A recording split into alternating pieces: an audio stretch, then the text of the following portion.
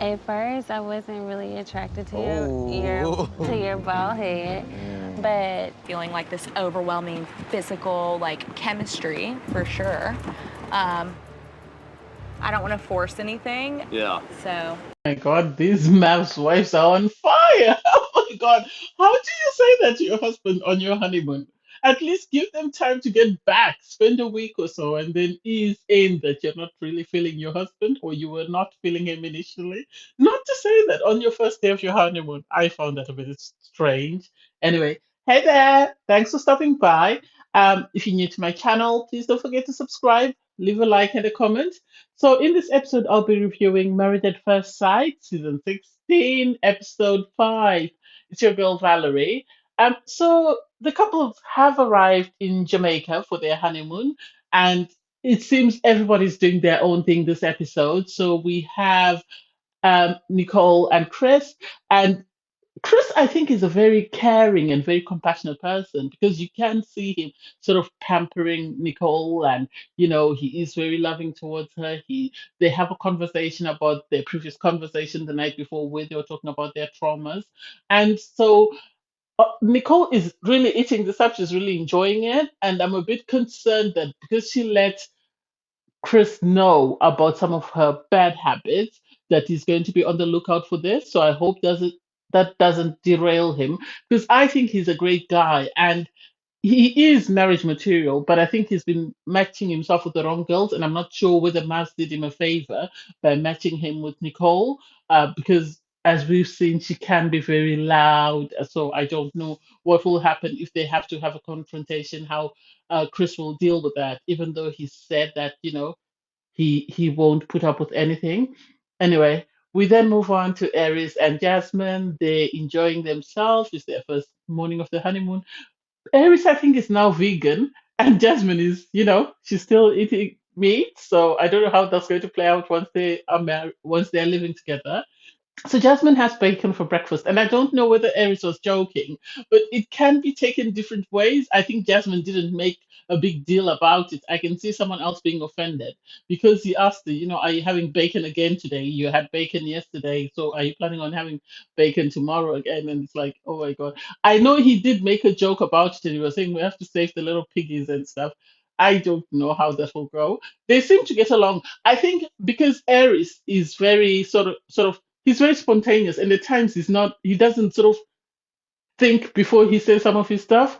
I think he's better matched with Jasmine because Jasmine appears to be more patient and more empathetic, whereas if it was someone like Kirsten, I could see them butting heads all the time because Kirsten comes across as a bit more assertive and a bit more stubborn. So I really don't know how long Jasmine is going to be putting up with that before she sort of gets upset.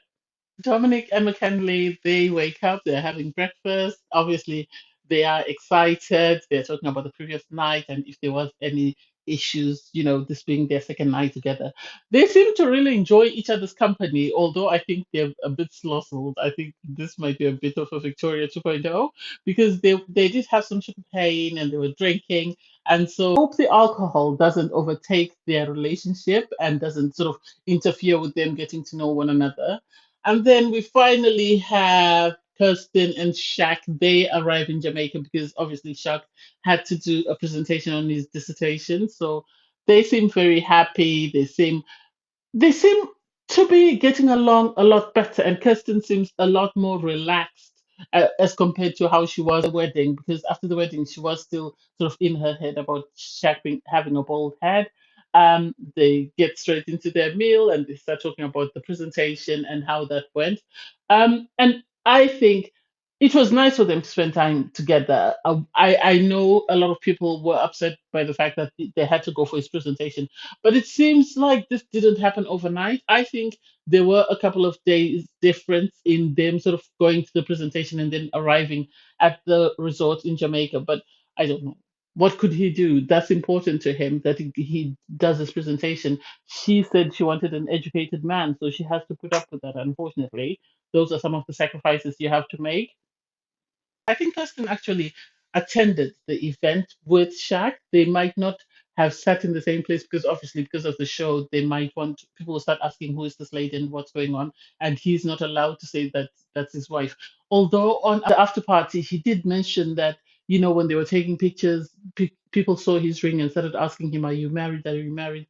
And he had to let the cat out of the bag that yes, I am married. But most of his core group knew that he was married, but then everybody else there eventually found out because he forgot to take off his ring. We move on to Clint and Gina. They are meant to go to a waterfall. They kept getting lost until eventually they found the place they were going to. And on the after party, Gina did mention that their bags sort of were misplaced on their way to Jamaica. So for a couple of days, they didn't have any clothing. They had to buy clothing from the gift shop. So that's what they wore most of the time. So I don't know. It's Gina and Clint, I think, are going to be a troublesome couple this season. I think they're going to be one of the most troublesome couples. And surprisingly, I don't know, we'll see. And then McKinley and Dominic go on a sailboat, and it was nice to see because McKinley did mention that he's very reserved and he wants someone who will push him out of his comfort zone, and so it was nice to see him sort of go with Dominic, although he was worried. I think at first he thought it was just going to be him and Dominic, but then when they realized that there would be somebody else with them actually controlling the raft with them, he became a bit more relaxed. They seemed to enjoy each other's company. This episode was very heavy on Dominic and McKinley. I don't know why. Shaq and Kirsten actually went on ATVs, and I was surprised because Kirsten says this is something she likes to do. And Shaq, I understand his hesitation because he mentioned, that he was in a road traffic accident as a kid. So I understand why he would be worried about going at high speeds. Whereas Kirsten, oh my God, she was miles ahead of him, and she kept having to sort of look back and stop and wait for him. And he, on his part, Shaquille said, I am reserved. I'm someone who's very measured in whatever I do. I think I try to always be as safe as I possibly can as a result of the accident. And you could see where Kirsten was, cruising along and speeding along. He was just slowly following, and he was very nervous. I have to give I have to give Shaq credit because he actually participated in the activity. He didn't refuse to do it. He didn't complain. He just carried on. And I think maybe after all this, that's when he must have told her that, I did participate in this, but this is why I was slowing down because Kirsten kept slowing down and kept looking for him to say, "Where are you? Where?" And he just kept telling her, "Go ahead, I'm right behind you. I'm coming. Go ahead, I'm right behind you." So I have to give him credit for that. It's the same issue that Vincent had in the sense that he really likes Kirsten, so he's really, really trying to impress her the same way Vincent would get frustrated. I think the difference is Shaq didn't show his frustration, and he's really trying to impress her to make sure that she is happy. We then move on to Clint and Gina were talking about going to see a waterfall and whatever, and the way they were describing it. It was totally different to what we saw. So I don't know whether they kept getting lost and eventually they just found a river somewhere and that's where they went just to make up for the scene that they were supposed to film. I think that's the impression I got. And then we have Aries and Jasmine going scuba diving. I think they're cute. I think they're cute. I think if Aries can be a bit more appropriate in his conversations, he's got a loving wife who is willing to do anything to make her marriage work. So I hope he appreciates her for that. Obviously, he did say he's an only child, so he's got the only child syndrome, so he tends to be a bit selfie at times, a bit selfish. So hopefully, that doesn't interfere with them. He did complain that the scuba gear, because of his beard, salty water kept going in, but at least he participated. I have to give credit to everybody because everybody participated, even if they were not comfortable. There was no one saying, no, I don't want to do that or whatever. Everybody participated in the activities and they made sure that they enjoyed themselves, which was good. We laughed the way she was talking about how her husband looks cute without a shirt. Oh, I like Jasmine. I don't know why Eris's cousin has an issue with someone he hasn't met. I think she's amazing. I really hope Eris becomes serious and actually looks at this as a relationship that could actually lead to a long-term marriage. Anyway, I digress. So next we have Nicole and Chris. Every time I look at Chris, I see a bit of Miguel in him. I don't know whether it's just me. maybe somebody else sees the same thing. So they go tasting for ram, and they taste about six different types of rams. And by the end of it, you can tell they're both lost. Chris was saying, I'm surprised that Nicole is taking the shots that well because she's very tiny, and I'm surprised she's not on the floor drunk already. I like them now with their chemistry, with the way Nicole is very restrained. I hope that lasts a long time. I don't know. We'll see how that goes. We then move on to Jasmine and Shank, and they're having a conversation with Jasmine, sort of letting Shank know that she is growing feelings for him. At first, she didn't find him attractive because of his bald head, and I think he he was a good sport. He didn't sort of show that his ego was bruised or that he was offended in any way. As I said before, Shaq really likes Kirsten. I hope Kirsten feels the same way. And he says, her attitude about his bald head has changed because she does touch his bald head and stuff. They had a conversation about Kirsten sort of saying to him, "I see that at times you're afraid to kiss me." And he said on after party that he was a bit confused with that statement because she had told him that she wasn't ready for them to kiss. So he was surprised that suddenly on camera she spoke about that, and that's why he was a bit lost and didn't know what to do because he was asked on after the party why he didn't kiss her, and he was like, "Well, she told me that she wasn't ready." So I was a bit surprised and taken aback when she suddenly said to me, "You're afraid to kiss me," and I sort of couldn't compute to sort of say, "So which is it? Are you not ready to kiss me, or do you want me to kiss you?" Make it make sense. But I don't know. They seem happy. They seem happy, so that's good. Um, for me, I don't understand Gina and Clint. I think they are too, their expectations are too high. That's what I think because they were talking about their previous relationships and what went wrong and what went right.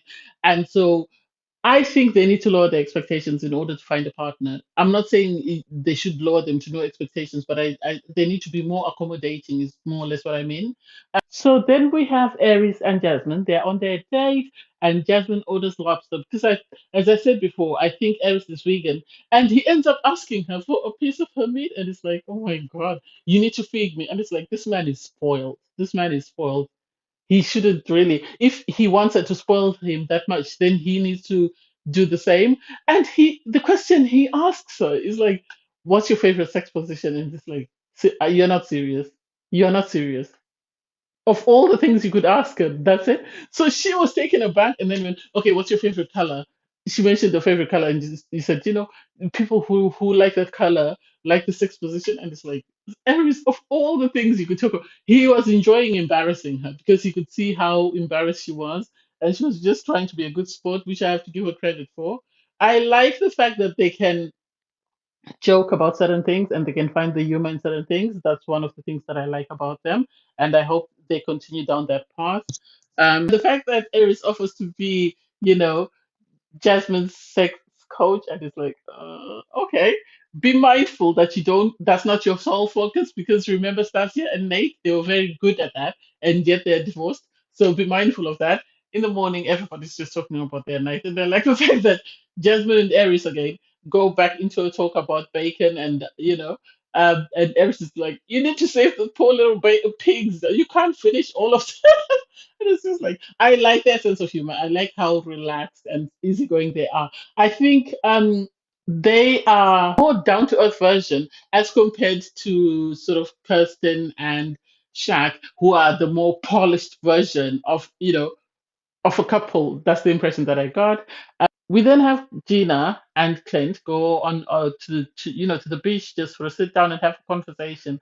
And I found the conversation very disrespectful. I think it was totally different to the conversation that Shaq and Kirsten had because Gina spoke about all the things she didn't like about Clint and the fact that she wasn't attracted to him, but never said, "I'm growing feelings for you" or whatever. Yeah, they did have a rum tasting, but I think she bruised Clint's ego, and I think this is the beginning of the end for their relationship because one thing about Clint is he really thinks he's it, and for her to sort of dress him down like that, I don't think he appreciated that, and I don't think she needed to say that on camera. I know on the after party she said, "No, we've always been honest with one another, so I thought I was just being honest with him. I didn't mean to upset him in any way." It's like I think that's a bit too late. I think he's really upset with that. I don't know. We'll see how that goes. We have Jasmine and McKinley. They really seem to be enjoying themselves and are really having a great time. I don't know how long that will last because in the preview for next week we see Jasmine crying after a conversation with Pastor Carl, so I don't know how that will play out. But they seem to be really enjoying one another's company. They go for a midnight swim. They have their dessert in the pool, and they really seem happy and to really be enjoying each other's company. And Shaq had their first dinner date. I really like them as well. I think most of the couples are likable this season. I think the only person I'm nervous about is Nicole, and also I'm nervous about Gina and Clint because I think they're the ones that are going to be very dramatic and very toxic this season. I might be wrong. Also, during their date, Shaq sort of asks Kirsten, "I need to know about you because we seem to always talk about me." And really didn't get her response. I don't know whether she didn't want to say anything on camera. Yes, she did say COVID sort of changed her in the way she deals with things, and she will need assistance with sort of supporting her and sort of helping her at times when she becomes more restrained. On his part, um, Shaq was well, I sort of get where he's coming from. She on his part, she sort of said, to Shaq, try not to talk at me, but to have a conversation with me, which I really loved. Jasmine and Aries, they did have a conversation about sort of their daily routine and what they like to do. And sort of Jasmine did talk about the fact that her mom is having chemo, so she will need to go to hospital. And Aries was very that was the first time I actually saw, a caring side of him because he said, if you need me for anything, just let me know. So if you're taking your mom to hospital and whatever, I'll walk the dogs, I'll do everything else. Just let me know what you need me to do, and that's what I'll do. So I think once he gets to see her dogs, Aries, once he gets to know her sort of routine, I think he will calm down. I think at the moment he's still very anxious about her dogs, and I think if that can be sorted out, then they will be fine. I can actually see them saying yes on decision day if the families don't interfere. I can't see them saying yes on decision day. I'm not sure what will happen obviously once Jasmine sees, the scenario that took place before the wedding, but I don't know. We'll see how that goes. Anyway, thanks guys for watching. Please don't forget to like, share, comment, and subscribe. Bye everyone.